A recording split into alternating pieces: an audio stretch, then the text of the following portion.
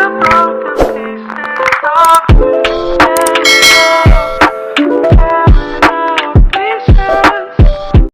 up sa inyo mga boss? So panibagong araw, panibagong kalikot na naman tayo mga boss, no? So for today's video mga boss, mag-i-install ako ng engine cover ng Gen 1 sa aking motor na reborn mga boss. At meron na din pala tayong footrest sa likuran mga boss.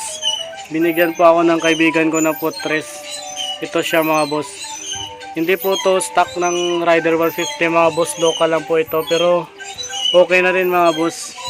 Ang importante lang may aapakan yung back ride natin mga boss para hindi mahirap, no? Tara mga boss, install na natin. So yun na mga boss, yung una natin gagawin itanggalin natin tong bracket ng reborn mga boss.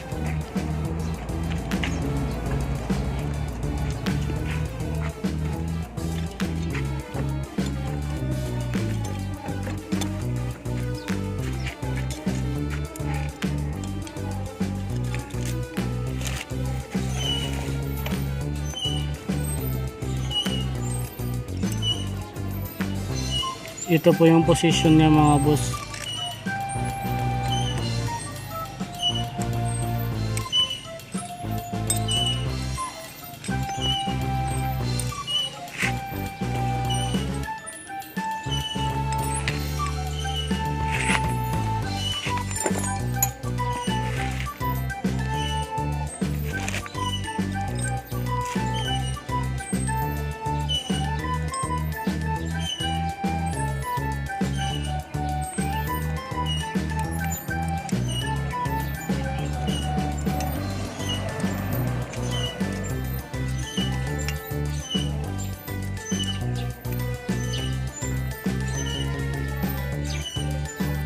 Ngayon itong kabila naman mga boss.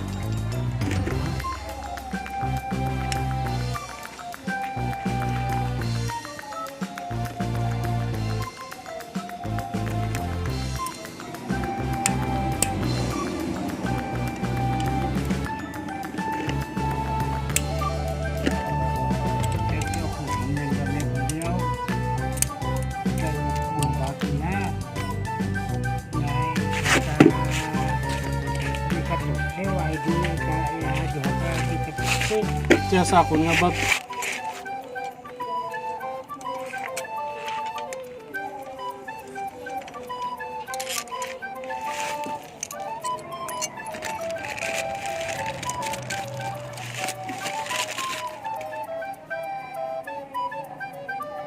Kira aja. Kira aja.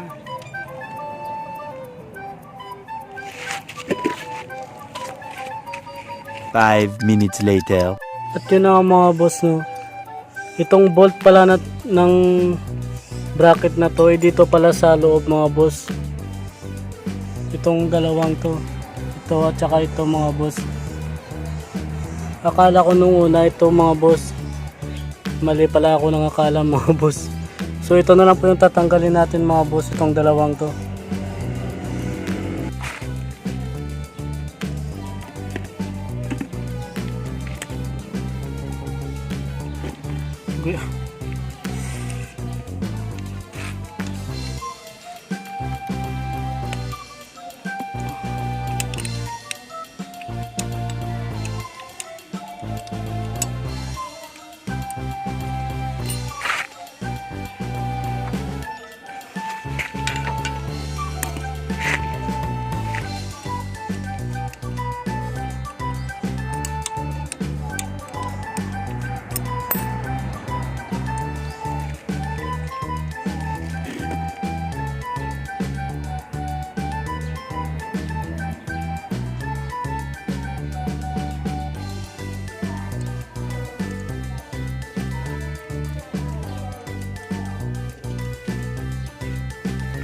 Ayan na mga boss, pag tumanggal pala kayo dito mga boss, dapat tanggalin nyo din itong oil cooler mga boss, dahil hindi makalabas yung bolt dito mga boss kasi tumatama siya dito sa hose ng oil cooler natin.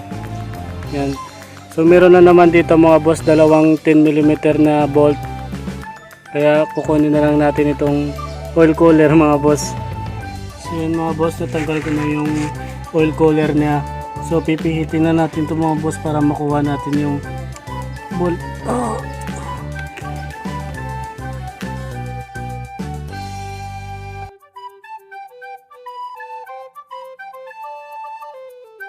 So yun mga boss, tapos ko nang i-install yung bracket na to.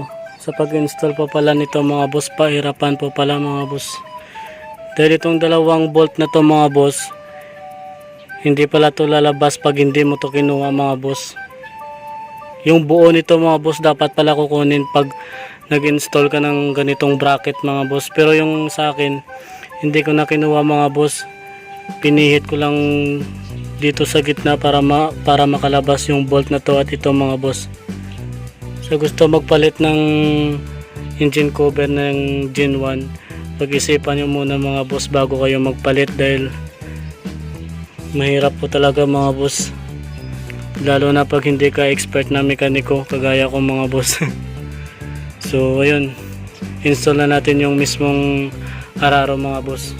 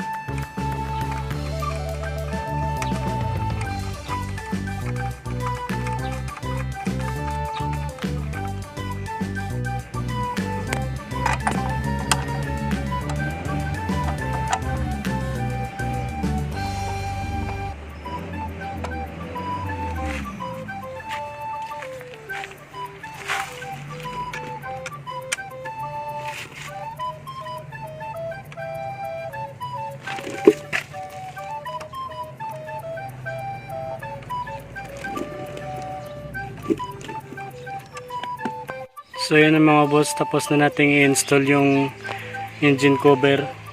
Ang susunod natin gagawin mga boss yung footrest naman sa likuran mga boss. So ang gagawin ko na lang dito sa footrest na to mga boss, yung nasa stock ko na foot peg at saka ito mga boss, isasalin ko na lang dito sa binigay ng kaibigan ko mga boss. Di lang ako sure mga boss kung kasya itong pin niya dito, pero subukan natin mga boss.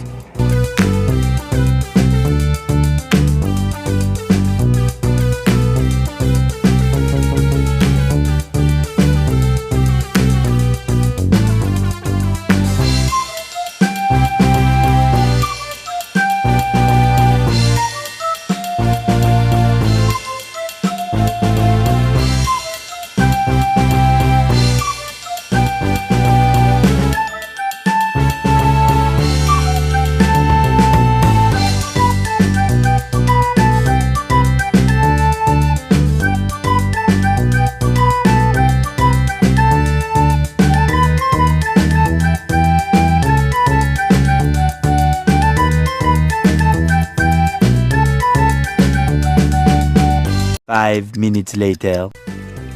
So yun na mga boss, natanggal na natin. So isasalin na lang natin dito sa kabila mga boss.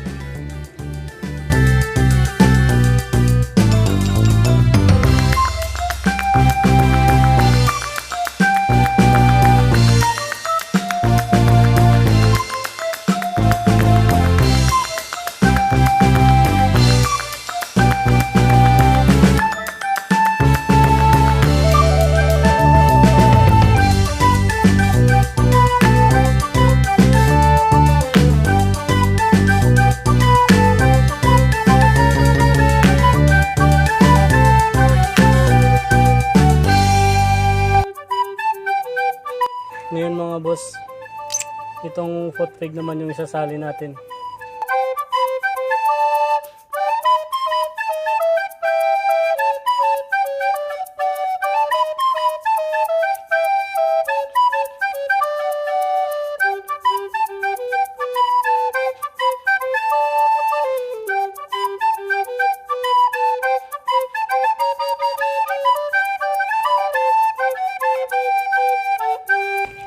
sa pagtanggal nito mga boss, make sure na hindi nyo ito mawala mga boss. Itong maliit na bulitas na to, tsaka may spring din to mga boss.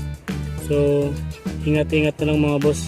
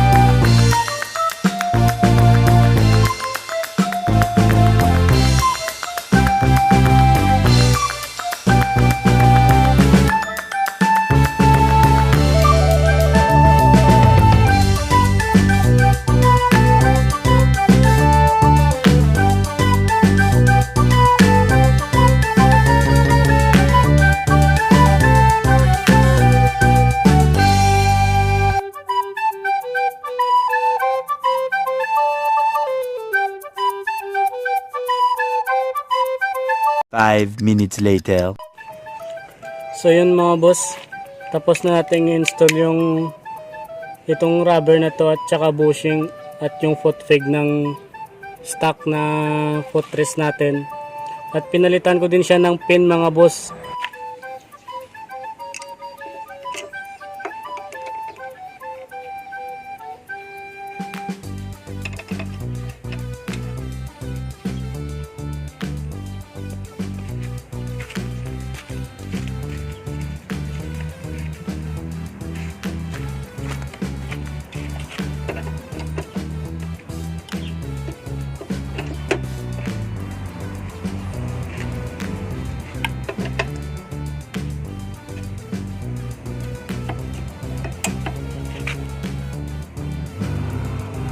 Ngayon mga boss, itong nasa canister side naman mga boss.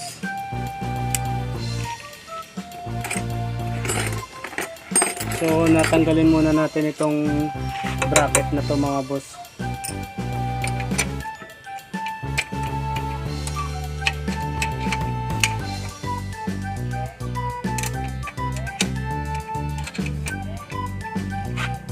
Pagkalo.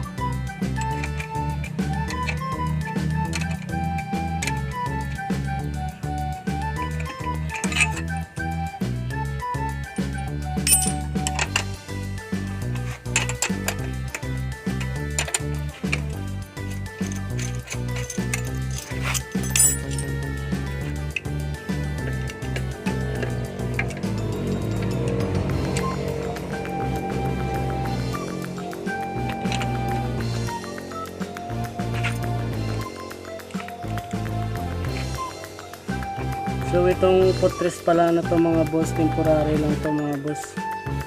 Bibili po ako ng stock na pang Raider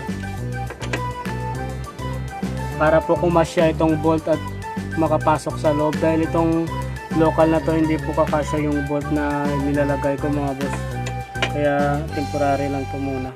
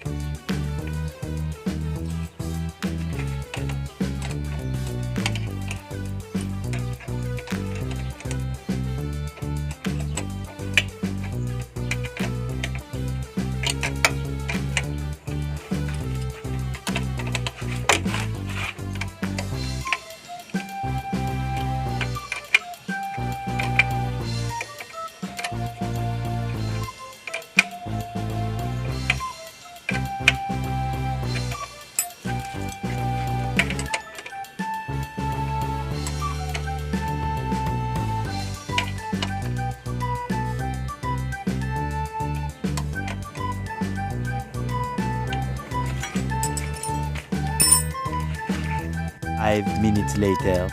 So ayun mga boss, tapos na nating i-install yung engine cover ng first gen at yung temporary footrest natin mga boss. Ayan.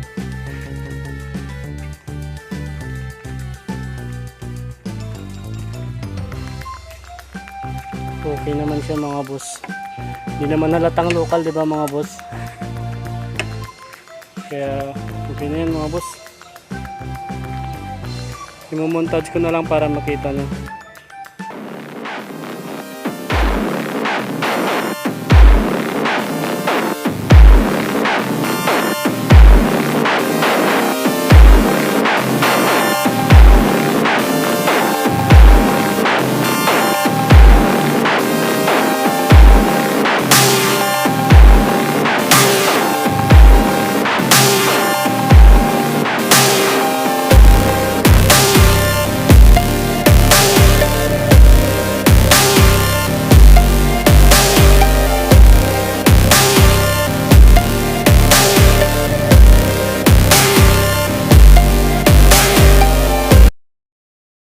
So ayun mga boss, hanggang dito na lang po muna tayo mga boss. Dahil hinihintay ko pa yung ibang pyesa na ilalagay natin sa motor. Baka sa susunod na araw mga boss, baka ma-install ko na yung Yhamz na brake hose na binili natin at saka yung headlight ng motor na to mga boss. So hanggang dito na lang mga boss. Please share, like, and subscribe mga boss. Peace!